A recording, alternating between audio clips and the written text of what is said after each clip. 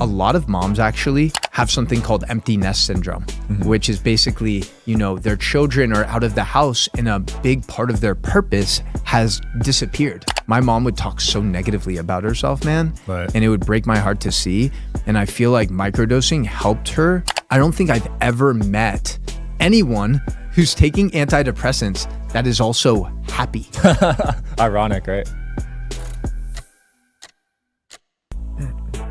All right, guys, we got Jeremy Seth here from Miami Beach. We're going to be talking microdosing today. I'm excited, man. Hell yeah, dude. Let's do this. Are you on one right now? I am not actually. Usually on Monday, Wednesday, Friday, we microdose, my community and I, but today, this morning, just had a little coffee and I feel like I had that natural high where I'm just dialed in, making deep, passionate love to the present moment. So I'm like, let's get it. And yeah, bro, excited to be here. Nice. Yeah, coffee's a pretty good alternative to it. It's you get pretty locked in on coffee. Yeah, sometimes. I mean, the thing is, just like everything, as you're familiar with, we've been really bombarded with all sorts of chemicals, glyphosate, and coffee is one of the most sprayed crops in the world. So what's interesting about coffee is it's actually the richest source of antioxidants for the average American, but you want to make sure it's organic, sustainably sourced, mold and toxin free. I actually drink this coffee called Purity Coffee. Yeah. And it tastes delicious and it's just the highest quality. It's really good. I need to look into the pods I'm using because you got me worried now. It's one of those things. Like I was listening to your podcast with Ben Greenfield, right? And you guys were talking about biohacking and stuff like that.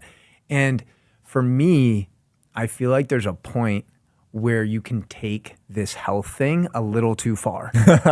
You know what I'm saying? Where you're like overly obsessed about every single thing, from the water you're drinking to the food you're eating, to the way you're sleeping, to the light exposure, and to the boxers you're wearing, to the materials you're exposing yourself to. Right. And I feel like it can easily go to that edge where you're so obsessed that it causes anxiety, which is going to drive inflammation. And it also just like limits your ability to live life. Yeah, there's a balance because some people sleep at the same time, wake up at the same time every single day. It's almost robotic like.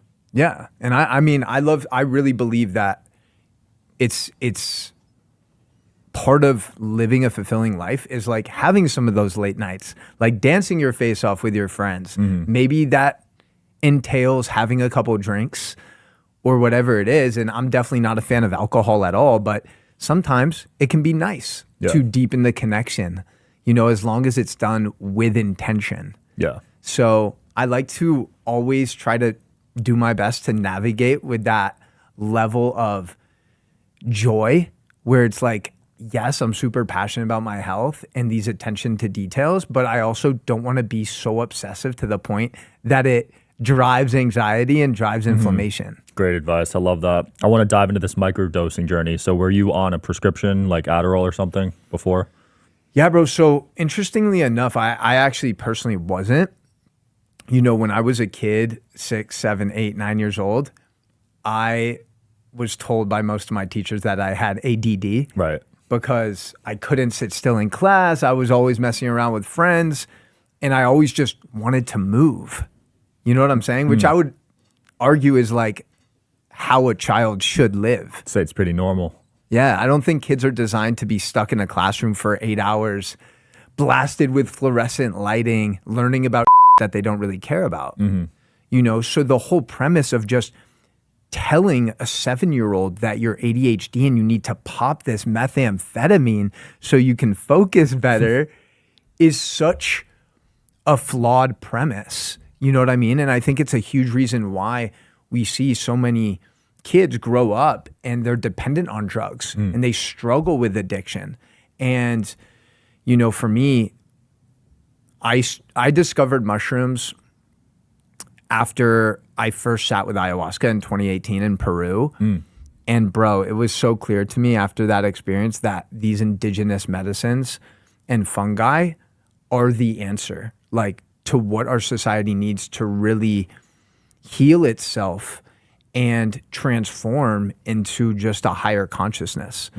So I went down the rabbit hole of studying psilocybin and the way it impacts the brain and neuroplasticity and all these things. And I was like, this is powerful. It comes from nature. It's safe. It's been used for thousands of years. And when you microdose with it, you can still function at a high level with your day-to-day activities. Like I'm showing up here, or I can hang out with my family, or, you know, you can be with your kids at a high level, at a higher level, because you're even more present. You're less distracted. Right. You're more in flow state. So I think it's dope, dude. Like more people leaning into nature's medicine rather than being dependent on different pharmaceutical drugs in a healthcare system that actually is broken. A healthcare system that only makes money when you're sick or when I'm sick. You know, so I think microdosing is such a powerful way to take our power back. Yeah. And really understand our potential inside and realize like, yo, bro, as long as I focus on my breath, as long as I eat real whole foods, as long as I'm pursuing my passions and pursuing my purpose, I don't really need anything external to make me feel happy. Right. You know what I'm saying? Yeah. So for me, man, it wasn't me who was on any antidepressants or Adderall or things like that, but my brother, you know, I have one older brother, and he was on all the different pharmaceuticals, and none of the seemed to work. And there reached a point where I was like, I want to take matters into my own hands and help my brother heal and help my family, because clearly the current system ain't doing to get it right. Yeah. You know what I mean? Absolutely. I saw on your Instagram you had some tension with your brother, right? You guys didn't get along at certain points. Yeah, man. Do you have any siblings? I have 2 half brothers, but we weren't really close, to be honest, growing up. So yeah. So it's interesting because whenever I share the story with my brother, I feel like so many people can relate to it, you know? And when I was 13 and my brother was 18, he went down a path of, you know, experimenting with weed and other drugs, and it led to a dark rabbit hole. And, you know, it really disconnected him and I, disconnected him from the rest of our family. And it was tough, bro. It's really tough when someone in your life that you really care about is in a dark place and you feel helpless, like there's nothing you can do to actually help them improve and get better. Right. You know? And that experience, actually sitting with ayahuasca, really showed me how much my brother's absence hurt. Wow. And that's what opened my eyes to like, yo, let me see if there's anything I can do to actually bridge the gap between us. Because I feel like so often we let guilt, we let resentment, we let shame, we let fear dictate our reality. And I know how much shame and guilt my brother had for some of the things he had done and for some of the things he hadn't done, right? So for me, it was all about forgiveness. It's like, bro, that's part of the past. We all up. We all make mistakes. Let's focus on our bright future together, because we have a lot of years to make things right and to improve the situation. So for me, it was like just an opportunity to let go of any resentment I had and just be focused on creating the relationship that I actually desire with my brother. Nice. You know? And he actually just sat in a mushroom ceremony with me for the first time last month, which was love it. Amazing. We got to dive into that. So did you introduce him to microdosing and that kind of helped him get off those prescriptions? Yes and no. Yes and no. He is definitely in a much better place right now. But there's still opportunities to like improve, and there's still a couple medications that are present there, but I'm confident that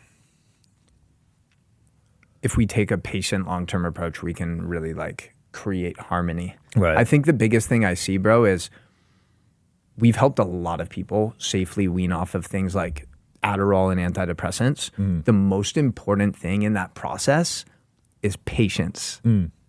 Because the worst thing that you can do is, after taking Adderall every day for a couple years or antidepressant every day for a couple years, just going cold turkey. Right. Because your brain and body has become so accustomed to these different chemicals. So when you completely deprive yourself of that instantly, your brain and body's like confused, and it can be very dangerous. So when we work with clients, first and foremost, we take a very patient, sustainable approach, because I want them to free themselves from pharma forever, not just for a couple days or a couple weeks or a couple months. I want this to be like a lifelong change that they make. So I much rather be patient and make sure we're being safe and responsible in that process. I love that, man. This is some powerful stuff. And you even have a mastermind center around this, right? Yeah. So we have a microdosing mastermind. That is so cool, dude. I got to check that out. Yeah. So in addition to microdosing 3 days a week, right, we also are implementing all the other holistic practices that are necessary to really create health and healing. So mastering your morning routine, getting your gut health dialed in, breath work, meditation, moving your body, and also subconscious reprogramming. Because oftentimes it's the limiting beliefs and the stories and the narratives from our past that really prevent us from stepping into our power and unleashing our potential. So I know you had Paul on your show, and I know you agree with this as well. Like, there's no psychedelic, including microdosing. Like, microdosing is not a magic pill. If you eat like, if you sleep like, if you don't move your body, if you're working a job that you hate, microdosing isn't just going to magically fix everything. You know what I mean? Right. So that's why it's so important to address the other areas, cleaning up your gut health, removing different environmental toxins from your life, pursuing your passions and purpose. And then also, most importantly, I think, is having a community of like-minded, growth-oriented people who you can express your most authentic self to, and you don't have to apologize for expressing your emotions or feeling your feelings. And that's really, I think, where the growth happens, is through community, because you're an entrepreneur. You probably, at times, you probably get lonely on this journey. For sure. Especially early on. Early on, it was a daily thing. Yeah, dude. And I go through that too at points, where I feel alone. I feel like there's no one I can talk to about the that I'm feeling, because I don't want to burden them, and that's tough, bro. Like, if we continue to push our feelings down and suppress our emotions, it's just going to manifest in ugly ways later on, especially as men. Like, we've been programmed to just not feel, just to numb ourselves. And one of the things I'm really big on, is allowing yourself to fully feel your feelings and the range of emotions that comes up. And how do you go about doing that? I mean, really, bro, is like sitting with yourself. Simply put, you need to sit with yourself with no distractions. Yeah. So when you feel the sadness, when you feel the anxiety, instead of just ripping the vape or pouring a drink of alcohol or watching, instead of doing any of those lower vibrational activities, you actually just commit to sitting with yourself. Right. And feeling what it feels like in your body. What does sadness feel like? What does anger feel like? What does resentment feel like? And breathing through those things and processing them and journaling about them will allow you to actually transmute them into lessons, right, into valuable experiences. Because the truth is, bro, like, you can't feel pleasure without pain. That's why we need those rainy days in our life. Yeah. In Miami, it's funny because when it rains, dude, like, the whole city shuts down. It rains there daily, doesn't it? In the summer it does. Oh, okay. In the summer it does. But what's so interesting about that is, after living in Miami for years, you have to embrace the rain. You can't just make an excuse like, oh, it's rainy outside, I'm not going to do today. It's like, no, like I can't fully enjoy a beautiful sunny beach day without the cloudy, dark, rainy days. So we need to be willing to feel those lower vibrational emotions. We need to be willing to sit with the fear, the anger, the pain. If we really want to experience joy, pleasure, gratitude, you know, it's a whole spectrum of emotions. So if we're limiting ourselves on one side, we're going to be limiting ourselves on the other. Right. I love that. Does that make sense? Yeah, it does. I used to suppress all of those. And I've been working on, especially this year and last year, just being able to feel them, particularly sadness. I used to not cry for like 10, 15 years probably. But now it's something I'm actually letting it happen. You know what I mean? When's the last time you cried? Honestly, a few days ago, thinking about my dad who passed away. But even during movies, like I used to just hold tears back because I wanted to look tough as a guy. You know what I mean? Yeah. But there's some sad movies, man. There's some sad moments. So I just kind of let the tears flow now. Yeah. I think it's important because when you bottle up all those emotions, I'm learning this from Eastern medicine doctors and a bunch of spiritual people, that affects your health, your organs, and everything. Dude, it's crazy. It's really interesting how, and I think sometimes, especially in Western medicine, we ignore the mind-body connection. We treat symptoms rather than actually addressing the root cause. And all of our feelings and emotions are stored in the tissues of our body and our nervous system. So that's why you see like so many children who grow up in, you know, a single family household, or maybe one of their parents wasn't around much. They have this concept of abandonment, right? And they'll navigate their adult life with that same mindset. Right? So like when they're entering a relationship, they'll have this fear that the other person's going to leave them. And oftentimes we don't recognize the story is coming deep from our childhood, bro. So that's dope that you are leaning into that, man. Yeah, I could see that. They say daddy issues, right? That's like a common term thrown around. And I grew up in a single parent household, and I definitely had some abandonment stuff, I think, growing up. Yeah.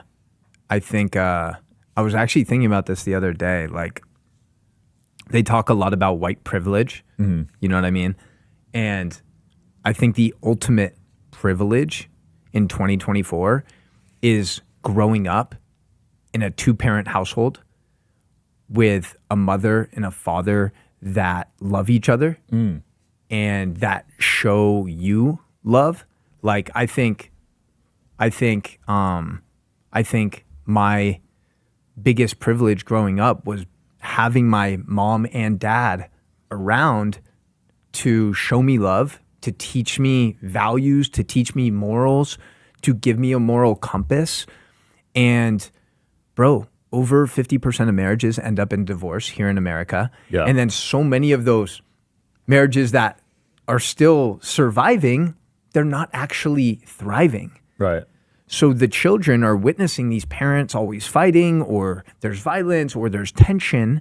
So they're not growing up in an environment that actually is safe. So I would argue that my biggest privilege that I was born with isn't necessarily being white. Yeah. I think it's the fact that I was born to two amazing parents who loved each other, who loved me unconditionally, and just raised me the right way. I think if you look at the numbers, you're absolutely right. Because like you said, 50% in the US, but in major cities, it's actually closer to 70. So I was with Walter O'Brien yesterday, who's the third smartest man in the world, third highest IQ. And he was telling me this actually. In LA, it's closer to 70%. And then out of those remaining 30%, I think he said 25% of those are unhappy or something. And they just can't afford it, or all these other reasons. So it's actually insane. It's closer to 95%. That's wild. Yeah, so you're in that 5% of happy families, basically. Yeah, dude. And I think about this a lot too. Like, as you know, I'm 33, so I think about like the person I want to settle down with and really commit to and start a family with, you know, because I'm so aware of those numbers, bro. And it's scary because you've hung out, you spend time with a lot of successful people, right? Yeah. And I would argue that one thing I notice with a lot of successful men when you talk to them is like their quality of life is determined by the quality of their marriage. And if their marriage is in a place that is fragile and there's a lot of tension, there's a lot of fighting, they're not going to feel at peace, regardless if their business is crushing it, right? And on the contrary, when you meet a man who's like in such a stable marriage where there's just a deep connection and a deep trust and a deep unconditional love, they're just so at peace. Like their presence is just like amazing. Yeah. You know? Plays a major role, man. Like you said, I hang out with a lot of the top entrepreneurs and I notice they usually got a great girl by their side. I'd say 80% of them. Yeah. It's a major thing people don't talk about. Yeah, dude. Because there's this whole lifestyle on Instagram and stuff of dating many girls, hooking up with all these girls, and they glamorize it. But that's not the key, man. Yeah. You want to make it in business, you need a good girl, one girl by your side, in my opinion. Yeah. No, I think that's right. Because all of the other is just a distraction. But it's also on the contrary, like having those life experiences because you don't want to go into a marriage or a committed relationship and wondering like, what if I would have, gone to Thailand and, had these crazy experiences or, yeah, I think it can be a phase. I think it becomes a problem when it's more long-term. Yeah. Yeah. But everyone goes through that whole phase, What's it been like for you kind of as you've moved to Vegas? Like, did you find yourself like getting into any of the... I had a bit of a, not even a hoe phase. I wasn't pulling that much. But in college, I dabbled a little bit and then found my girl pretty early. Yeah. So we've been together for almost 7 years now. Oh, nice. Yeah. Where'd you go to college? Rutgers in Jersey. Rutgers, dope. Yeah. Okay, cool. Yeah, it was fun. Lasted a year. You lasted a year at Rutgers and then you dropped out? Yeah. Nice. Yeah, I didn't make it, man. Wasn't for me. Yeah, dude. I look back at my college experience at University of Oregon and I'm grateful for it, but I also recognize that there's practically nothing from those 4 years. I majored in business and sports marketing. I don't think there's really anything from those 4 years at Oregon that I'm actually applying on a daily basis into my life, my business, my relationships now. Wow. And that's 4 years of time, probably $200K. Yeah. Thank goodness I didn't have student loans, but like, bro, we really have to reconsider the higher education system in America. We do. Not even just the higher, just the whole education system, I think. For sure. That's crazy. Yeah. No, when I was growing up, if you didn't go to college, you were like a loser. Like people made fun of you and stuff. That was like the normal thing in Jersey. Yeah. But I think people need to reshift that mindset because I'm the opposite. If you don't go to college, I'm interested in what you're up to. I think the paradigm's definitely shifting. Yeah, I hope it is. You convinced your 75-year-old parents to take psychedelics. Yeah, bro. So it's interesting, right? Because I don't even like the word convincing because it almost implies that you're pushing it onto someone. Right. And it's like pressuring them.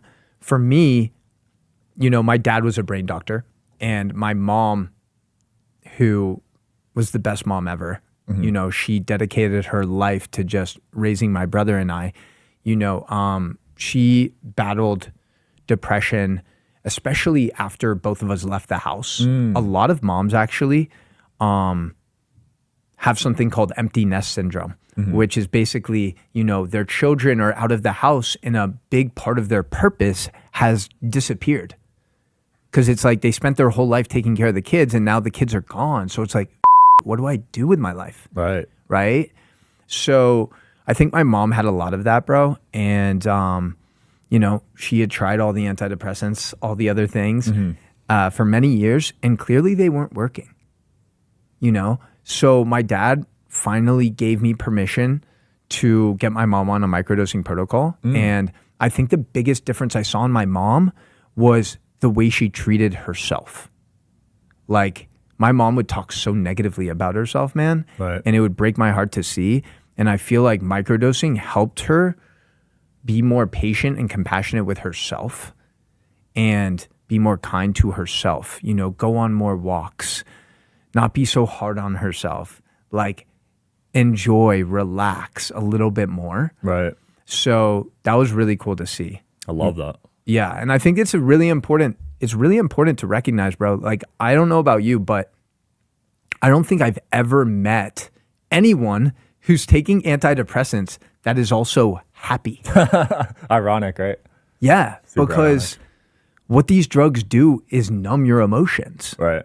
So yeah, you might feel less sad, right? But you're definitely not going to experience peak levels of happiness, joy, gratitude, pleasure. It depletes you. Exactly. Yeah, I was on Xanax for a bit. I was also on Accutane, which pretty much all your emotions are shot on that. So I know what you mean. Did the Accutane work though? Because you have clear skin. I mean, kind of, but it's not worth the side effects. How long were you on it for? 7 months. I mean, they literally blood test you every month because it's so toxic. They want to make sure you're not dying. It's pretty crazy. The skincare industry is toxic in general. Oh yeah, anything not natural for skincare, I don't put on anymore. What's really wild is I think in the European Union, there's over 1,300 banned ingredients from skincare and cosmetics. And in the United States, I'm pretty sure there's only 11 banned ingredients. It's because it brings in so much money, I bet. Of course. But we have to understand that our skin's our biggest organ. So like everything we put on our skin, sunblock, makeup, whatever it may be, absorbs into your bloodstream. And it's going to shift your biology. It's going to shift your hormones. It's going to shift the way you feel and the way you look. So yeah, man, just being super conscious about that type of is really important. Yeah, I'm glad there's more awareness, especially in the acne space, because when we were growing up, we were just taught to put on face wash and all these creams. We were never taught to fix our like what we're eating, right? That was never even in the conversation. And now the narrative's shifting where it's like your gut health causes these breakouts, and I'm glad to see that.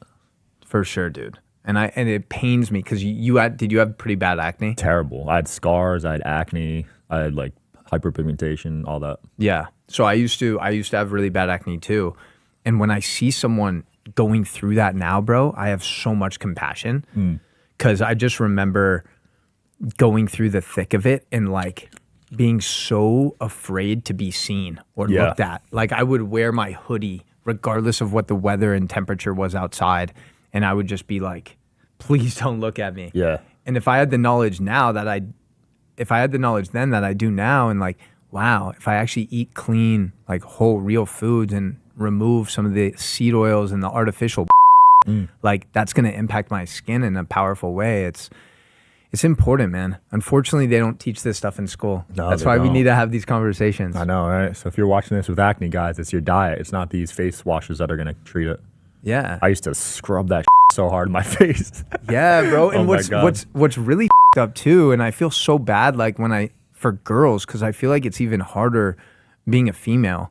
You know, not that I know, but like seeing women when they have like a little bit of acne or a pimple or whatever, what do? They cover it up with makeup, and that makeup is toxic. Right. So in the long run, it's making the problem worse, but in the short term, it's covering it up. It's putting a Band-Aid over a bullet wound, like our society typically does.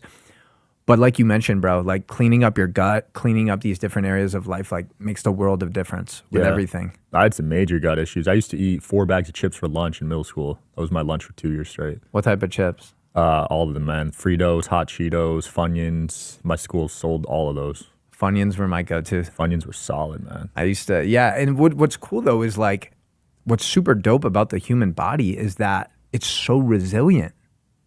It can overcome basically everything. Yeah.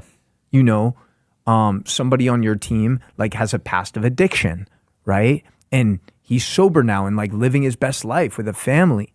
And like, it's so important to understand that humans are such resilient creatures, and whatever you're going through now, there's always an opportunity to overcome that obstacle.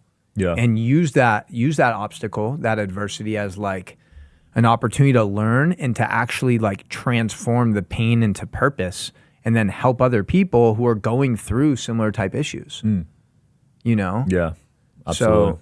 So, you mentioned breath work earlier, and I do the Wim Hof Method every morning. Nice. And I saw you got to learn from him, right? Yeah. What was that like?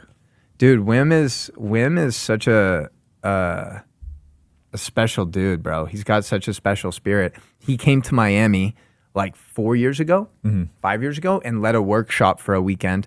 So I attended that workshop, and just being in his presence, bro, I think is the most inspiring thing, because I think the biggest thing that our country lacks is purpose.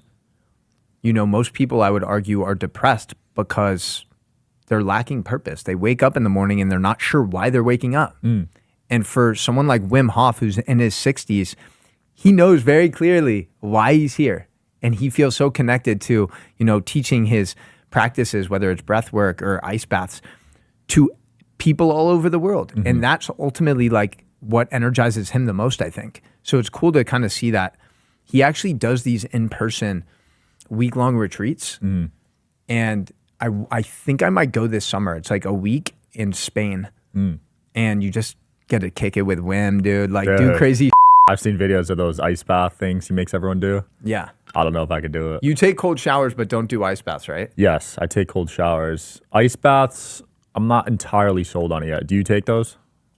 Yeah, bro. I take a cold plunge. Okay. I have a membership at this really dope spot in Miami. You'll have to come through when you visit. Dude, the cold plunge is such a game changer. Like 3 minutes in there, just fully submerged, and you get out of that thing a different version of yourself. Like dopamine levels are through the roof.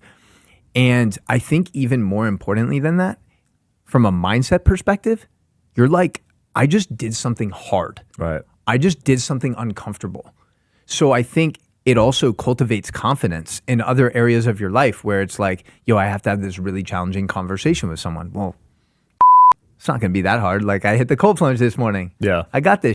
I feel that. You know what I mean? I'll try it. I haven't done it yet, so can't speak from experience. And you're like a thin guy. Like you don't have any weight problems. But dude, one of the best, I would say, maybe the best thing, one of the best things that anyone who's overweight can do to shred fat off of their body is get into ice cold water for 3 minutes. Because the shivering just makes you lose weight. There's that, and also the cold water activates something called brown fat adipose tissue, which is located mostly in between our shoulder blades. And that's like the most mitochondrial rich fat in our body. And that helps catabolize other fat cells. So, dude, you got to do it. But more importantly, if anyone's watching this who's overweight, like 70% of Americans are. Right. 70%? Get your in the cold water, bro. Like, do that. That is way too high. I wonder what it was when we were growing up. It's definitely skyrocketed, the rate of obesity. Well, this is really crazy, and I actually took notes on this today when I was coming in here, and I was like, what would be some interesting things for us to talk about? I don't know if you saw this, but there's recently an article out from the American Heart Association that was basically connecting intermittent fasting to increased cardiovascular risk. Right, I saw this actually. Right? And then, so they're trying to demonize intermittent fasting, okay? And then on the other side of the spectrum, we have drugs like Ozempic, which have become like the new thing, right? In America for anyone who wants to just lose weight. And basically what Ozempic does is like shrink your stomach so you don't eat as much. But what it's also leading to is a bunch of digestive issues, a bunch of side effects like every other pharmaceutical drug has. Right. So again, it just goes to show like how broken our mindset is when it comes to health. It's like something like intermittent fasting, which works, something like cold water exposure or simply exercising and moving your body. Like these will help you sustainably lose weight, right? But we're much more inclined to do something like Ozempic because it's a Band-Aid and it's going to give us results quicker. But those results aren't going to last. Nope. And it's going to present us a whole host of other problems down the road. Yeah, I've been offered life-changing money to promote Ozempic, and I just won't do it because it's against everything I believe in. Yeah, But I'm talking like over 7 figures. Really? Yeah, and that's common in people with a big following to promote stuff like that, and a lot of people do give into that. So that's how it spreads so quick because the money wild. they're making, think about their margins. I don't know what they're charging for that one specifically, but I heard the margins in the pharma space are 80, 90% on some of these drugs. So they can just dish that out to influencers to promote it all day. That's ridiculous. And make bro. a killing, dude. And I mean, it's so unfortunate. Like we've basically glorified obesity in America. You know, if you look on the cover of Sports Illustrated swimsuit issue, it's like a plus size model, right? And don't get me wrong, like I think it's beautiful to give ourselves other visuals and models of what beauty can look like. But I don't think there's anything healthy about being 50, 60, 70 pounds overweight and the message that that sends to our youth, where it's like, oh, wow, I can be fat, I can be unhealthy and get on the cover of a fitness magazine. Right. Like, I don't think that's a good message to send to the kids. And you know, if we actually just promoted like a healthy lifestyle, bro, and some of the stuff we're talking about today, it's like so much of the would just figure itself out. Yeah. It is very interesting that we're one of the wealthiest countries in the world, but one of the poorest in health. Yeah. Like, it's super interesting. I don't know what's going on, but it needs to be fixed. Dude, I was thinking about this again this morning. I was thinking about, if you were a government, what would you do to destroy your civilization, right? And it's things like feed the people processed poison. It's make the soil extremely toxic, put fluoride in the tap water, force everyone to get a jab, have a war on genders, make and alcohol easily accessible, medicate people with Adderall and antidepressants, and have a mainstream media that's just going to always push fear and negativity. Those are the things that I would do if I wanted to destroy a civilization. And if you look at our country right now, all of those things I just mentioned are happening. So why would they want to destroy the civilization is the question.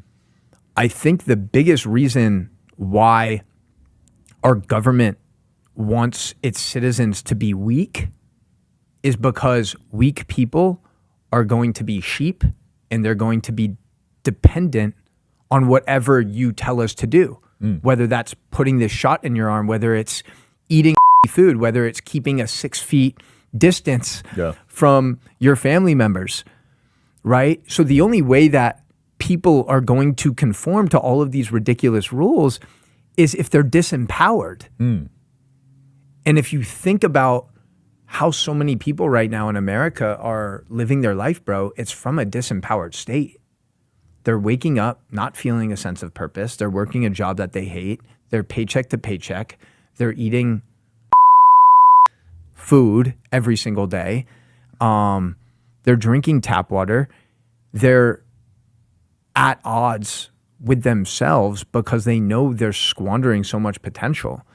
And ultimately, I think that's why our country's become so divisive, because it's like the people who are actually taking ownership of their life, and then it's like the people who's a majority still, who are still a slave to all these systems. Right.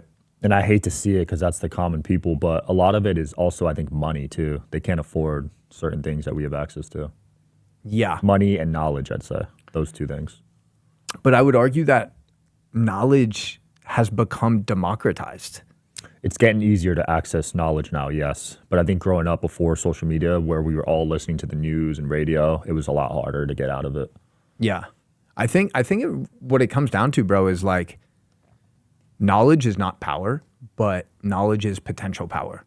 Because I could literally go into your library of 300, 400 episodes and listen to every conversation and actually take action on what you're saying and what your guests are saying and create a really cool life. You know what I'm saying? Yeah. But a lot of people struggle to take action. Yeah, they need to study why certain people could just take immediate action. Some people read a book, they can have an immediate ROI, and then other people read it, nothing happens. I wonder what it is. I think a big part of it is fear, because the people who are most successful, all of them took massive action and took chances and took risks. And they also weren't so consumed by the opinions of other people. That's a huge one. Yeah. Because I used to have that heavy, and now I don't at all. But yeah, that's a big one.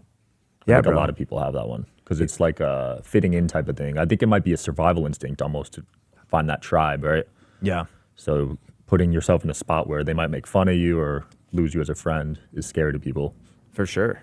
I always ask people the question like that I work with, do you want to fit in or do you want to change the world?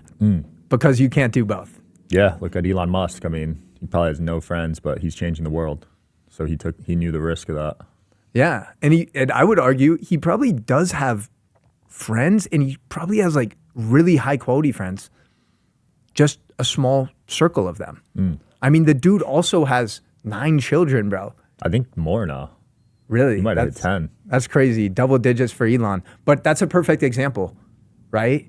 And you can see someone like him is getting scrutinized in the media, right? Because he is making such a massive impact with every single company he's built. It's crazy. Right. Yeah. So, yeah, dude. I mean, it really comes down to that. And the more we can release our attachment to other people's opinions and judgments, I think the more free we will feel in just fully pursuing our passions and pursuing our path and our purpose. And, yeah, dude, I hate to see that too. Cause like, it's one of the first things I noticed too, like working with people, is they have so much like amazing to share, but they're so scared to share it because their voice has somehow been silenced. Right. And they feel like maybe their voice doesn't matter, or again, they don't want to be criticized or judged by their peers, by their family, by their friends, for being unique. Yeah, we need to promote. I think it's a negative mindset a lot of people have. I had it growing up. I think a lot of people had it because of the news and all these other things, subconscious programming. So we need to figure out how to reverse that and unlearn that way of thinking. Yeah. I always like, one of the things that I do is on my phone, I have a picture of myself when I was like 7 or 8 years old. And the reason for that is because if you think of a kid, they're just living life, bro. They're not overly concerned about what people are saying about them. Right. When you're 6, 7, 8 years old, you're outside, you're playing with your friends. You have this certain level of joy and freedom that most adults don't have. So when I look at this picture, I'm like, yo, what would little Jeremy just want to do right now? Whether it's jump on the trampoline, whether it's dance, whether it's sing, whether it's, play basketball. And how can we implement more of that in our lives? Even if it's for 5 minutes, like, yo, sing in the car, just so let out that energy. Right. You know what I mean? And I feel like the more we can activate our inner child, the more at peace, the more happy, the more fulfilled we're going to be. I love that. Yeah, my hypnotist actually prescribed me to start singing in the car to open up my throat chakra more. Are you doing that? Yeah, and it's definitely worked. It's helped. What are you singing to? What's your go-to? I'm more of a 2000s throwbacks because all the modern music I cannot trust with the subconscious programming. Yeah. So I go back, man, before that narrative started. So what type of music though? Do you have a couple favorite artists? I used to listen to Green Day a lot. I had to kind of chill with Linkin Park because some of their music is kind of depressing. Yeah. I used to love Linkin Park. I used to listen to Nickelback, Backstreet Boys, all those 2000s hits, Hell yeah, dude. Yeah, do you ever hit like karaoke? I like karaoke. I do like it. Cool. Yeah, karaoke's a fun time. Dude, it's been fun. Anything you want to close off with or promote? I would love to just promote people taking ownership of their life, and realizing and recognizing how much power and potential they have within. I think most people aren't depressed. They're just lacking basic human needs. They're lacking sunshine. They're lacking real whole food. They're lacking human connection. They're lacking a sense of purpose. So the more we can just go all in on these free drugs, the more fulfilled, the more happy we're going to be. If anyone wants to learn more about the Microdosing Mastermind, they can just go to microdosingmastermind.com. They can hit me up on the gram at jeremy.awakens. And I would love if they just tagged us both in their story and let us know, like, yo, what was the thing that really resonated from the conversation with you and I. Love that. So we can just kind of get feedback too. So anyways, brother, I appreciate you. Thanks for coming on, man. We'll link everything below. Thanks for watching, guys. As always, I hope you look more into microdosing. See you next time. Peace.